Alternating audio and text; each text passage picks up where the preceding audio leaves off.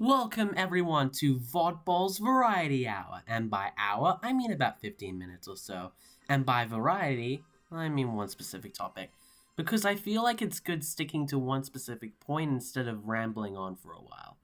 Also, there's MCC Island Sky Battle in the background, so you can just watch me die humiliatingly over and over again. Basically, the title is just misinformation. Today we are going to talk about HSC Trials and how it caused me hell.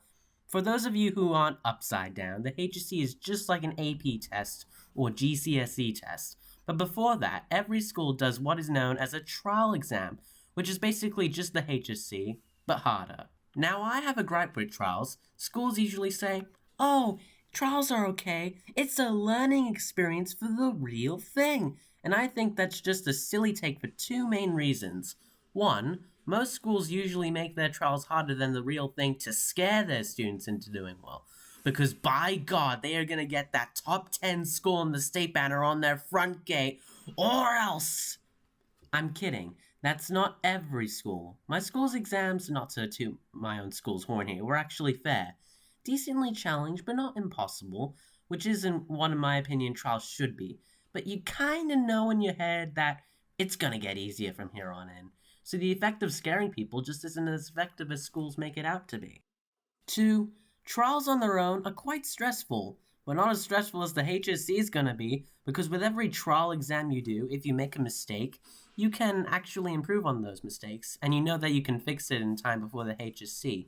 If you make a mistake in the actual HSC paper, that's going to affect your state rank substantially, and you can never take that back. You're never getting another chance to fix that mistake. If you're asking me what a state rank is, just think of it as all the marks of your internal exams at school, like trials, and the HSC, processed through calculations I barely understand.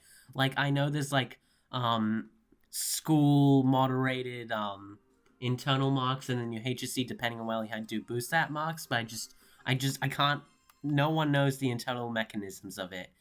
And out pops a number. Through those calculations, out pops a number.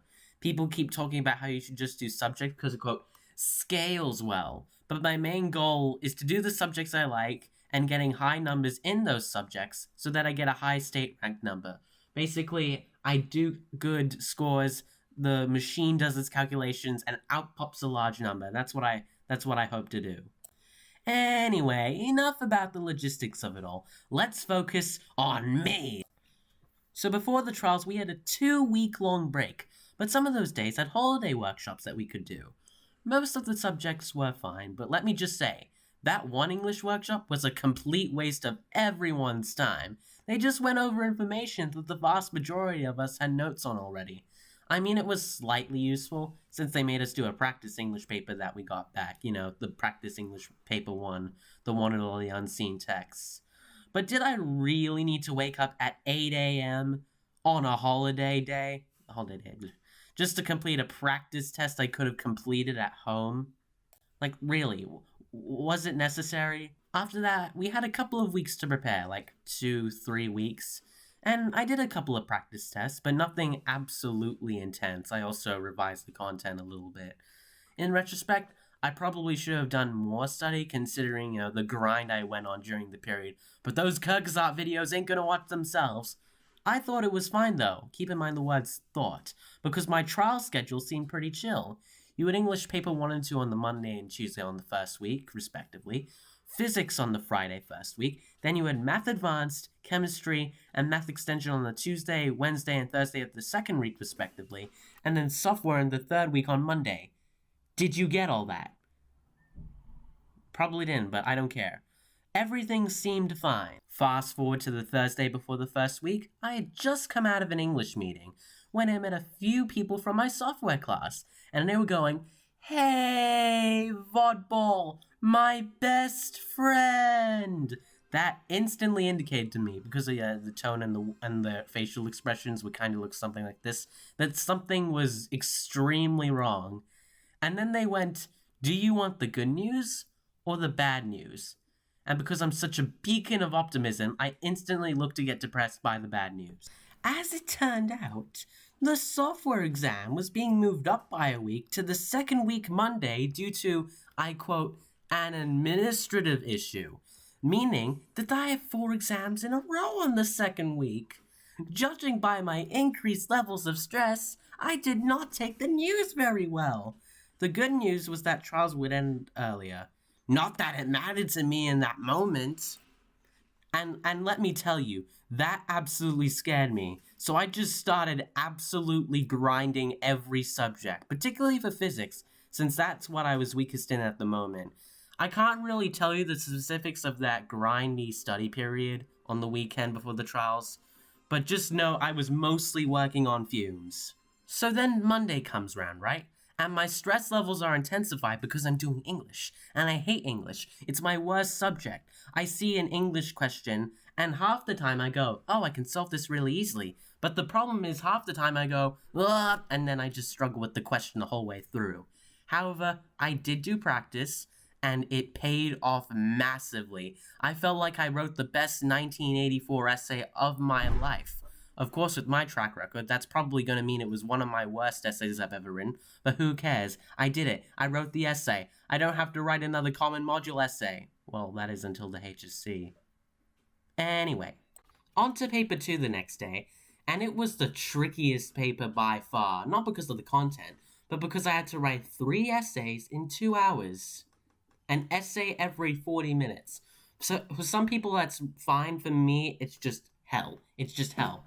But shout out to the rest breaks for carrying me big time. For anyone who doesn't know what rest breaks are, basically for people who are special like me, you take 5-minute rest breaks every 30 minutes. You can choose when to take the 5-minute rest breaks, so for like a 3-hour exam, you have 30-minute rest breaks. But, for a 2-hour exam, like paper 2, you have 20 minutes worth of rest breaks. And so I'm just saying, those rest breaks carried me. You don't need to know anything more of that. I don't know what I would have done without them. Module A was quite standard, but Module B and C's questions were absolutely funky. Module C in particular was almost nothing like I had seen before. Usually, you write a persuasive, discursive, or imaginative for Module C, and then a reflection. But here, you had an excerpt from Atwood you had to analyze, and then write your creative piece. Of course, I was absolutely ecstatic, as I didn't have to write a reflection. That's what I'm weakest at. Alright, overall, I think I did alright. Can't really say, because I don't have the marks yet. They're going to take another week to get back, but I think I did alright. Then came the 2-day break, where I just hard-focused physics until all the energy just drained from me. You don't understand, my energy levels were pretty much 0. So I did what any other person would do, and watched science-ready HSC physics videos for 4 hours straight whilst lying helplessly on the couch. By the way, have I told you about the process for these exams? Because it's quite interesting. So about 30 minutes before the exam, we all gather around the zone we need to wait in, and then we line up and use sanitizer to wash our hands, because COVID sure does exist in the year 2024. Then we go into our classrooms, check if every page is on the test paper. I'm serious, they go, page 2, questions 1 to 4, and stuff like that. And then they start the test. By the way, this is related to this. I've developed over those 2 weeks an immense sense of paranoia like nothing before in my life. Even the most trivial things like checking stationery. I'm like, where's my ruler? Oh, there's my ruler. Where's my calculator? Okay, there's my calculator. Wait, where's my double-sided sharpened pencil? Before you make fun of me, someone else insisted they bring a paintbrush into the exam. A paintbrush? What are you gonna do with a paintbrush? Draw a line of best fit with it? Why on earth would you ever need a... As for physics, the exam went fine, except for the fact that I thought the direction of a magnetic field was from south to north. South to north. If you take physics, you know how much of a sin that is to get wrong. South to north. The direction of magnetic field is one of the first things you learn, and I got it wrong, and I probably lost about 5 marks because of it. Those are marks I'm never getting back. But forget the marks. It doesn't even matter about the marks. I should be exiled from my class for making that mistake. No. Being brought into the class with one of those rickety old 1700s wheelbarrows, wooden wheelbarrows and have rotten tomatoes thrown at my face. Anyway, let's just skip the weekend. Go on to software and math advanced because I found those exams easy. What stories are there to tell about software and math advanced? I don't know why I was panicking so much over those subjects, when in retrospect I should have prepared for chem and math extension more. Maybe it's because I prepared so much for software and math advanced I did well, but never mind. There's nothing really to say except for a test report for one of the software questions. And you know what the author of that test report was? Who it was? Mr. McTest. Honestly, the hardest thing I had to do that software exam was to not laugh out loud in the examination room. Might have gone in trouble there if I did. Then there was the chemistry exam on Wednesday, and I thought I did a decent job. Sure, I could have had better time management and some units weren't converted, but it was fine. It was like my hardest subject, considering how relatively badly I did the first 2 terms. I think I did alright. I think I knew mostly what I was doing. I even brought a water bottle with me because it was hot that day. Why is it hot in August? You don't understand. August is summer. August isn't summer in Australia. It's winter. And it was 29 degrees outside, Celsius. I'm talking about Celsius. This is very confusing for Americans. Not only did the water bottle provide me with some useful dihydrogen monoxide, but it also served as a reference for low-density polyethylene. So when I did that question, I'm like, what are the properties of low-density polyethylene? Looks at water bottle.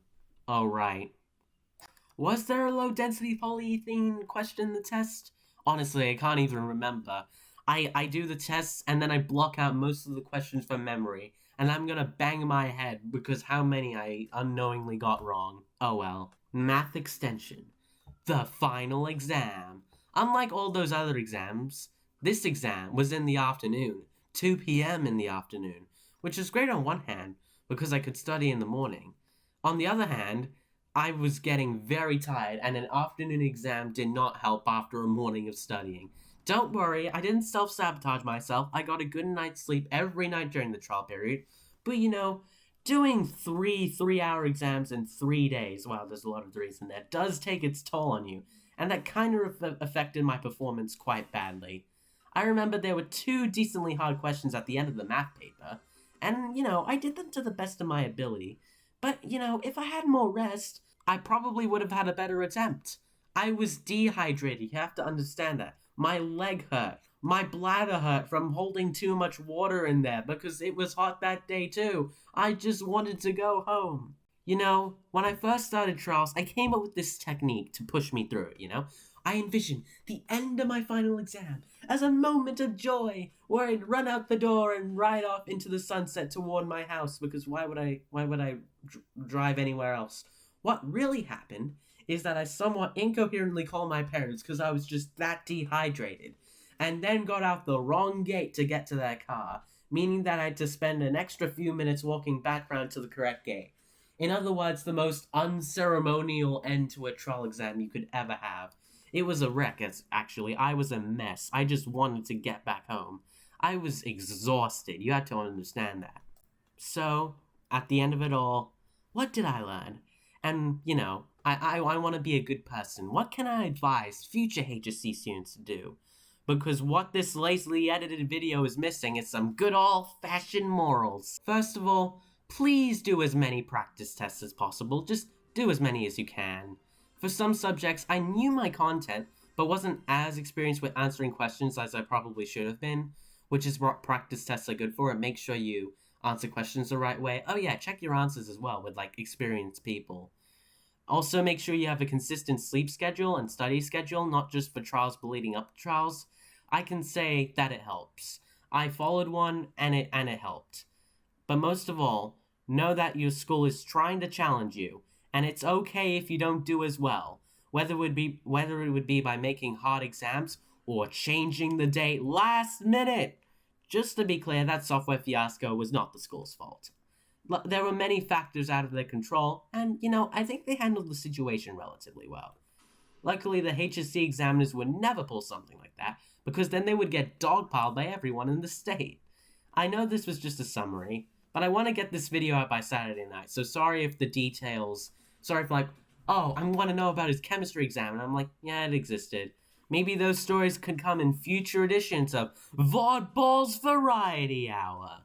Yeah, we're ending the episode by saying the title of the thing. How very not cliche of me.